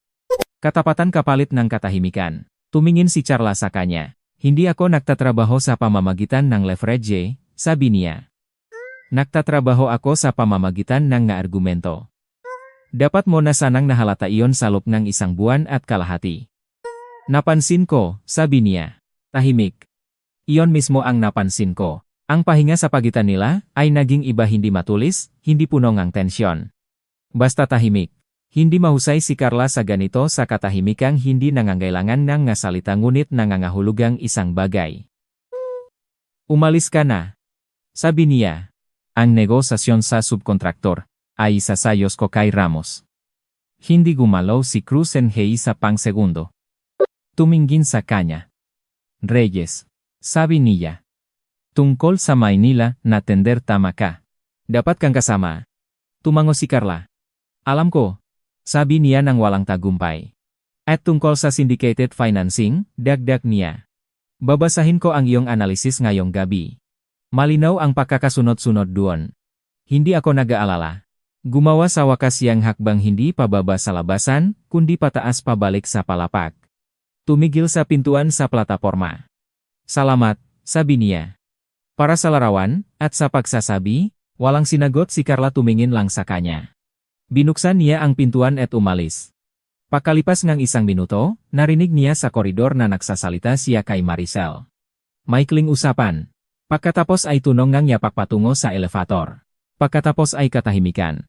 Nanatili si Carla sa stairwell ng ilang minuto pa. Tumingin sa makitit na bintana sa pagitan ng mapalapak. Naroon ang langit. Mabubong ng kalapit ng mga gusali, isang anten na sa ibabaw na abot langit. Pagkatapos ay kumuha ng telepono at nagpadala ng mensahe kay Ramos. Pablo, ang negosasyon sa alas 5 ay ikaw na ang magpapatakbo. Umalis si Daniel dahil sa personal na bagay. Sumagot si Ramos pakalipas ng 1 minuto, mabuti. Handa ako. Inilagay ni Charla ang telepono at bumalik sa palapag. Hindi titigil ang trabaho. Ang negosasyon sa subkontraktor ay naganap ng mayos kahit wala si Cruz. Alam ni Ramos ang material sa isip. Ang construction block ay ang kanyang teritoryo. At doon ay nagtrabaho. Siya nang may kumpiyansa. Nang walang labis na salita. Hinawakan ni Charla ang financial part at legal na mga tanong tungkol sa timing. Ang subkontraktor isang gitnang gulang na lalaki na may nanunulit na mga mata at ugali ng pagtatanong ng bawat numero ng 2 beses ay nasiyahan at pumirma ng protocol of intent bago mag-alas 7 ng gabi. Nang umalis siya, tinipon ni Ramos ang papel at nagsabi ng hindi tumingin kay Charla, magaling ang iyong trabaho. Ikaw rin, sagot niya. Babalik si Cruz bukas. Hindi ko alam, sabi ni Carla ng tapat. Tumango si Ramos. Wala nang tinanong pa. Siya ay isang taong alam kung kailan hindi dapat magtanong ng dagdag at pinahahalagahan ito ni Charla sa kanya. Nanatili siya sa opisina ng 1 pang oras, inayos ang koreo, nagtalaga ng gawain para sa Davao para sa susunod na linggo, sumagot sa sulat ng regional lawyer. Sa simula ng alas 8 ay nag-impake ang bag at umalis bilang huli sa palapag kung hindi mabibilang ang gwardiya. Tungkol kay Cruz, sinubukan niyang huwag isipin. Hindi nagtagumpay. Lumabas si Cruz ng Biyernes ang umaga, 1 araw pagkatapos ang pag-alis niya ng maaga mula sa trabaho. Pumasok sa opisina ang alas 8:50 sa karaniwang suite na may karaniwang ekspresyon ang muha. Tumango kay Maricel, kinuha ang koreo, lumakat sa kanyang opisina. Sa itsura, walang nagbago. Nakita siya ni Charla sa koridor at tumango. Tumango siya rin. Maikli. Pangtrabaho.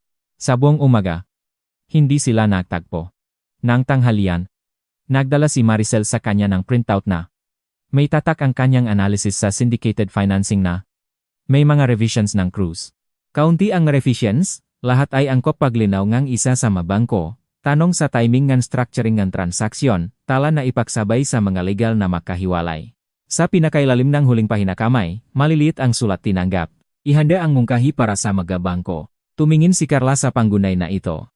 Tatlong salita. Walang komento, walang paliwanag, basta tinanggap. Kinuha niya ang balpen at sumulat sa kanyang notepad. Syndicated financing mungkahi para sa mga bangko. Bilog niya ito, pagkatapos ay tumayo, nagbuhos ng kape, at bumalik sa trabaho. Nang Biyernes ng gabi bandang alas 6, dumating si Cruz sa kanya ng mag-isa. Kumatok balita iyon mismo. Karaniwan ay direkta lang niya binubuksan ang pintuan. Itinaas ni Carla ang tingin. May minuto ka ba? Tanong niya. Oh, pumasok siya, isinara ang pintuan, umupo sa tapat tulad ng karaniwan sa mapagpupulong. Tuwid, walang pagtatangkang maging komportable.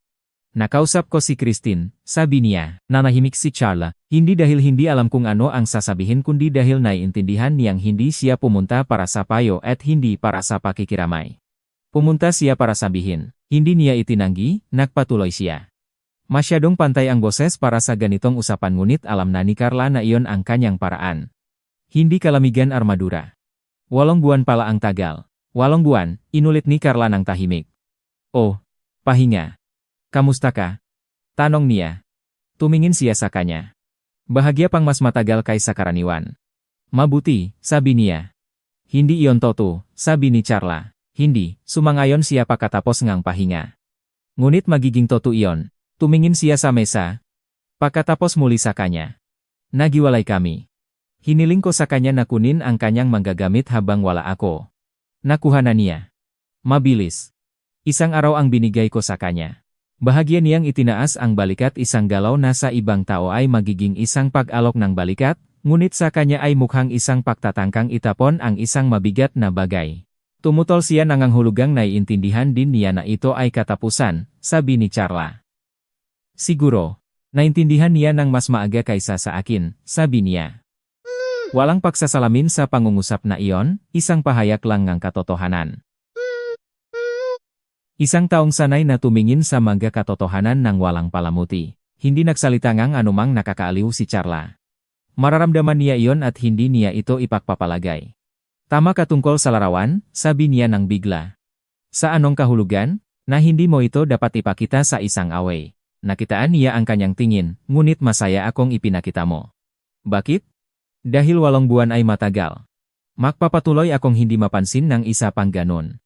Hindi ka napansin o ayaw mong mapansin? Tanong ni Carla. Diretso ang tanong ngunit walang kabangisan, sa pagtanong niya. Nag-isip siyang ilang segundo. Pangalawa, sabi niya sa wakas. Mas malapit sa pangalawa.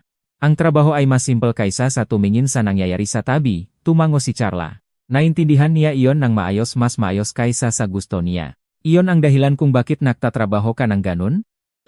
Tanong niya, nang bigla. Mayroon ka ring bagay na ayaw mong tingnan? Nahuli siyang tanong. Hindi dahil ito ay magaspang, ito ay tumpak, at iyon ay mas masahol pa. May kanya-kanyang bagay ang bawat isa, sabi niya pagkatapos ngang pahinga. Isang palayaw na sagot para sa isang taong karaniwang nagsasalita ng diretso. Ilang na tanong ay nangangailangan ng oras, sabi ni Carla. Tumingin siya sa kanya, pagkatapos ay tumango, tinanggap ito, hindi nagpilit. Tungkol sa Maynila na tender, sabi niya, at ang boses ay naging pangtrabaho muli. Tinitingnan ko ang nga dokumento. May problema sa makondisyon ng pakansalangang kontrata. Napagpasalangang legal. Kailangang bagsulasilan. Titignan ko sa Lunes, sabi ni Carla. Urgente iyon. Naghihinte ang subkontrakta ng panghuling bersyon sa Martes. Kung ganoon ngayon, sabi niya, nabala ka na. 1 pang oras ay walang pagbabago. Mananatili rin ako. Sabi niya, kailangan itong suriin kasamang legal, at alis ang legal sa alas 7, mabuti.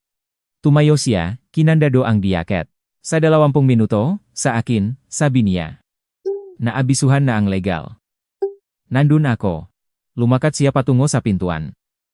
Tumigil sa pintuan pangalawang pagkakataon sa linggong ito at napansin ni Carla na ito ay naging ugali na niya sa mausapan sa kanya.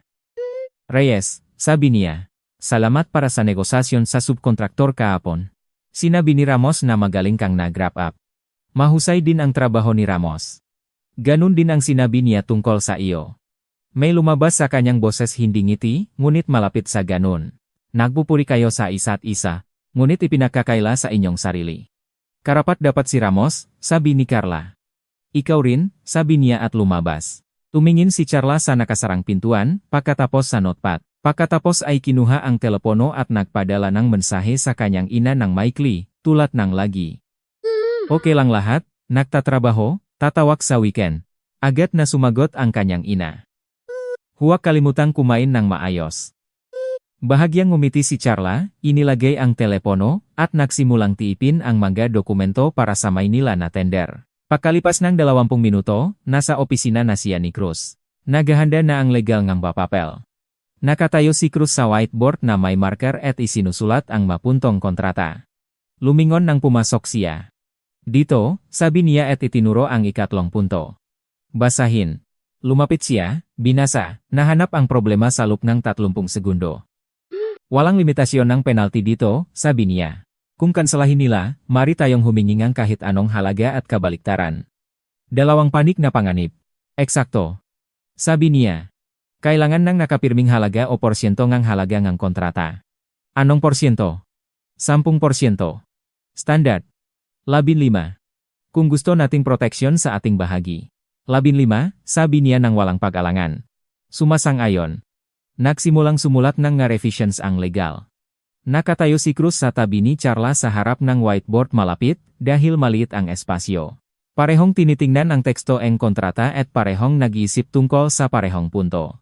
Normal iyon. Trabaho iyon ngunit may kakaibang bagay sa silid na ito ng gabing iyon kaysa sa lahat ng nakaraang pulong. Hindi tinawagan ni Carla ito ng hayagan, nagtalalang at bumalik sa kontrata. Natapos sila bago mag-alas 9. Lumabas ang legal. Pinalit ni Cruz ang ilaw sa whiteboard. Magaling ang trabaho. Sabi niya. Sang-ayon ni Carla. Sabay silang lumabas ng opisina sa kauna-unahang pagkakataon sa loob ng 1 buwan at kalahati. Sa elevator. Nagsasakay sila ng tahimik. Sa unang palapag, nagpunta sila sa iba't ibang direksyon. Siya sa sasakyan, siya sa LRT. Nakarating si Carla sa kalahati na 1 buloka at napagtanto na matulin siyang naglalakad. Hindi dahil nagmamadali siya. Ang susunod na 2 linggo sa Abot Langit Construction ay naging pinakaproduktibo sa lahat ng oras ng trabaho ni Carla. Hindi dahil nawala ang tensyon, wala ito sa lugar. Si Cruz ay patuloy na gumawa ng mamabilis na desisyon at hindi palaging kumukonsulta. Patuloy siyang nagtutol kapag kinakailangan. Ngunit may nagbago sa mekanikong kanilang interaksyon. Parabang 2 chokwheel na dati ay nakakaiskardong karibal sa gilid, sa wakas ay nailagay na sa tamang posisyon at nagsimulang umikot sa isang direksyon. Ang mungkahi sa syndicated financing ay napunta sa 2 bangko. Parehong sumagot sa loob ng 1 linggo paunang positibo. Binasa ni Cruz ang magasagot, tinawag si Carla, at nagsabi, kukunin ang 2. Ihanda ang estratehiya ng negosasyon. Inihanda niya sa loob ng 2 araw. Ang proyekto ng Davao ay umabot sa schedule. Ang bagong subkontraktor ay gumagawa ng maayos, walang pakaantala. Nang 3 linggo, nagpadala si Ramos sa kanya ang maikling mensahe. Walang pakaantala. Tama ka sa subkontraktor. Sumagot siya. Tama ka rin tungkol sa paraan ng paghahatid. Nagpadala si Ramos bilang tugon ng 1 simbolo thumbs up. Para kay Ramos, katumbas iyon ng mahahabang talumpati. Nagpadala si Fajardo ng kumpirmasyon ng 3 pagpupulong. Ang investor ay papalapit sa isang desisyon. Isinama ni Cruz si Carla sa pagpupulong na ito bilang kasangga ng walang talakayan, idinagdag lang ang parehong sa agenda. Sa pagpupulong kay Fajardo, kagadits di sala, Fajardo, pinamunuan niya ang financial block, pinamunuan niya ang strategic. Hindi sila nag-areglo ng mga kung sino ang magsasalita ngunit ang mga paglipat ay natural. Tinatapos niya ang isang kaisipan, sinasamantala niya nga numero. Tinutukoy niya ang panganib, nagdadagdag siyang konteksto. Napansin ito ni Fajardo. Sa pagtatapos ng pagpupulong, habang nagpipigilan ng kamay, nagsabi siya, kasiya siyang magtrabaho sa isang koponan na magkaparehong nag-iisip. Sumagot si Cruz ng isang bagay na magalang. Tumango si Carla. Sa paglalakad pabalik sa opisina. Naglakad sila ng maglakad. 5 blok. Sinabi ni Cruz na traffic, binikas niya ito. Pipirma si Fajardo, sabi niya. Ganon din ang palagay ko, sabi ni Carla. Sa susunod na linggo, magpapadala siya ng kondisyon. Tingnan natin ang kondisyon. Ikaw ang magsasagawa ng negosasyon sa mga kondisyon, sabi niya hindi nagtatanong, nagsasabi. Tumingin si Charla sa kanya. Iyong transaksyon ito, sabi niya. Atin itong transaksyon, sagot niya. Ikaw ang nagtatayo ng analytics mula sa unang pagpame, lohikal na ikaw ang magtatanggap nito. Nanahimik si Carla. Mabuti, sabi niya. Naglalakad sila ng makapiling, at ang katahimikan sa pagitan nila ay normal, hindi ang uri na kailangang punan, kundi ang uri na naroon lang kapag hindi na kailangang magsalita ng dalawang tao upang maging kasalukuyan. Napansin ito ni Carla at hindi niya ginawa ang anumang bagay tungkol doon. Basta naglakad siya sa tabi niya. Nang Miyerkules ng umaga, pumasok siya sa gusali at nakita siya sa tabi ng elevator. Nakatayo siya at nakatingin sa kanyang telepono eksakto tulad ng isang buwan at kalahati na ang nakalipas sa kanyang unang araw ng trabaho. Parehong sweet, parehong postura, bani-bani panika itinaas ang tingin. Bumukas ang elevator. Tumingin si Cruz sa kanya, pagkatapos sa elevator. Pagkatapos muli sa kanya. Reyes, sabi niya. Cruz, sagot niya. Bahagia siyang lumayo kaunti lang, ngunit sapat para makasya ang dalawa sa loop. Maliit ang galaw, at napakatiyak. Pumasok si Charla sa elevator. Naksara ang pintuan. Ika-10 palapag. 30 segundo. Nakatayo sila ng makatabi, at tinitingnan ang panel ng numero tulad ng tinitingnan ng lahat ng tao sa elevator kapag hindi na alam kung saan pa titingin. Nang unang araw, sabi niya sa ikatlong palapag, hindi ko alam kung sino ka. Naintindihan ko, sabi ni Carla. Hindi iyon pagsasabing walang kasalanan. Alam ko ngunit paliwanag. Tinanggap ko ang iyong paumanhin sa unang araw pa lang, sabi niya. Napag-usapan na natin ito. Hindi naman talaga, tutol niya. Sinabi mong tinanggap sa paraang nagsasabing, tapos na ang usapan. Lumingon si Carla at tumingin sa kanya. Nakatingin rin siya sa kanya, hindi sa panel, hindi sa telepono. Sa kanya. Dahil tapos na nga iyon, sabi niya. At ngayon. Huminto ang elevator sa ika-10 palapag. Bumukas ang pintuan. Lumabas muna si Charla. Sumunod si Cruz. Sa koridor ay karaniwang umaga. Si Marichel na may kape, si Chavez na may papel. May nakikipag-usap sa telepono sa tabi ng bintana. Ngayon ay ibang usapan, sabi ni Charla nang hindi tumigil. Naglakad siya sa tabi niya. Ibang paano? Tumigil siya sa kanyang pintuan. Lumingon sa kanya. Gusto mo bang pag-usapan ang isang partikular na bagay, Cruz? Tanong niya ng diretso. Umagipapatuloy ba tayo ng ganito? Naglilibot sa paligid. Umaga-umaga sa trabaho sa kohidor? Tumingin siya sa kanya. Ilang segundo nang mas matagal kaysa karaniwan. Ngayong gabi, sabi niya sa wakas. May lugar na may magandang luto. Hindi sa kanto. Bakit hindi sa kanto? Dahil sa kanto ay mayroon na tayong sariling kwento, sabi niya. Tumingin si Charla sa kanya. Ang isang bagay sa pariralang iyon sinabi ng pantay, walang palamuti, tulad ng palagi siyang nagsasalita ay tumpak hanggang sa kahihiyan. Mayroon na tayong sariling kwento. Hindi romantiko, hindi maganda at dahil ito ay totoo. Sa alas 7, sabi niya. Sa alas 7, sangayon siya. Binuksan niya ang pintuan ng opisina at pumasok. Inilagay ang bag, pinasok ang computer, nagbuhos ng tubig mula sa pitsel. Lahat ng karaniwan. Ang kanyang makamay ay gumagawa ng pamilyar na galaw habang pinoproseso ng niyang isip ang nangyari lamang. Isang buwan at kalahati na ang nakalipas, umakyat siya ng 10 palapag sa paa dahil may isang hindi kilalang lalaki sa elevator na nagsabi sa kanya na maghagdan. Pagkatapos, ang lalaking iyon ay naging kanyang boss, at nagtatalo sila araw-araw, at napatunayan niya ang bawat argumento.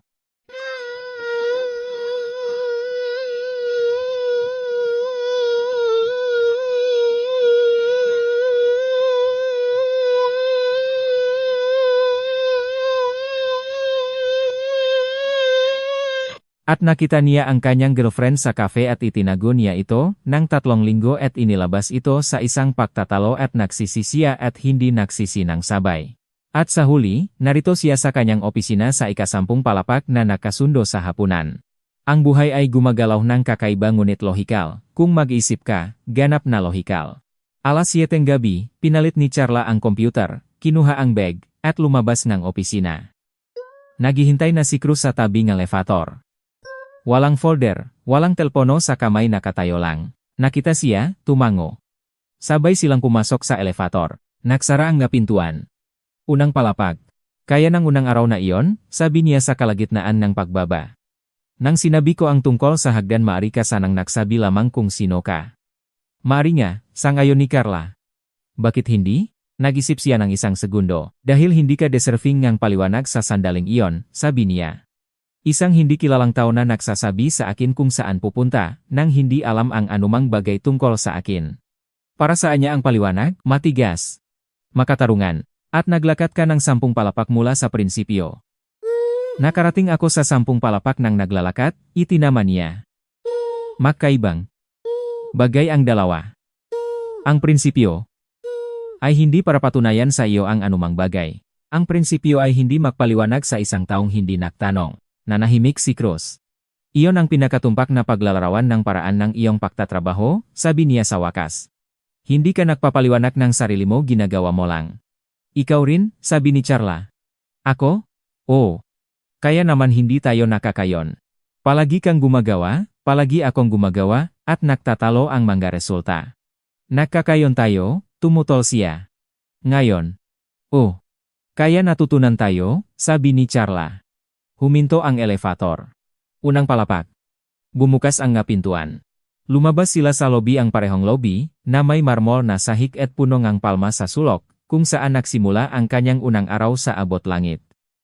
Tumango sa kanila ang gwardiya sa counter. Lumabas sila sa labas. Naglakat si Cruz sa tabi niya, hindi sa harapan, hindi bahagyang nasa likuran, talagang sa tabi.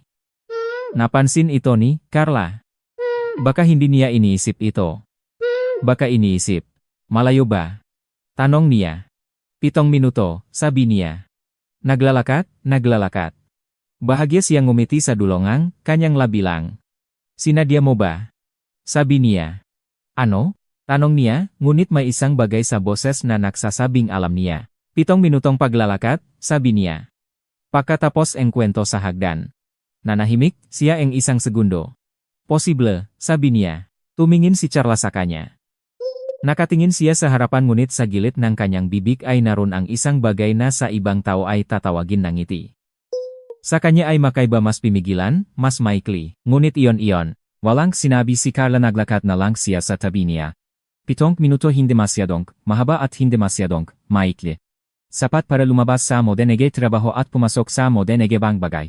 Sapat para maintindihan na ang tao sa tabi mo ang nagdulot ng pinakamahirap, pinakatapat, pinakagalit, pinakaproduktibo at pinakatunay na mga sandali sa nakaraang 1 buwan at kalahati ay nasa tabi mo. Hindi hinahangat ito ni Carla Reyes ng 1 buwan at kalahati na ang nakalipas nang pumasok siya sa mga salamin na pintuan ng abot langit nang may folder sa ilalim ng kanyang bisik at mga takong na tumatakbo sa marmol. Naghahanap siya ng trabaho na karapat-dapat sa kanya. Ang trabaho na hanap niya. Ang natitirang bahagi ay dumating ng mag-isa, tulad ng pagdating ng lahat ng tunay na bagay. Nang walang babala, nang walang magagandang salita sa pamamagitan ng hagdan patungong ika-10 palapak at 3 linggong may larawang pag-aringeng iba sa telepono, sa pamamagitan ng mga away tungkol sa mga subcontractor at syndicated financing. Sa pamamagitan ng tinanggap at mabuti at tamaka. Sa pamamagitan ng 7 minutong paglalakat ng gabi, kapag hindi na kailangang magmadali. Dumating sila. Binuksan ni Cruz ang pintuan ng walang seremonya, basta binuksan, dahil siya ang nakaharap sa harapan. Pumasok si Carla. Sa loob ay mainit. Tahimik na tumutuktok ang musika. Mabangko ng pagkain. Mesa para sa dalawa, sabi ni Cruz sa may-ari. Mayroon sa tabi ng bintana, sagot nito. Mabuti. Sabi ni Cruz at tumingin kay Carla. Mabuti. Sangayon siya.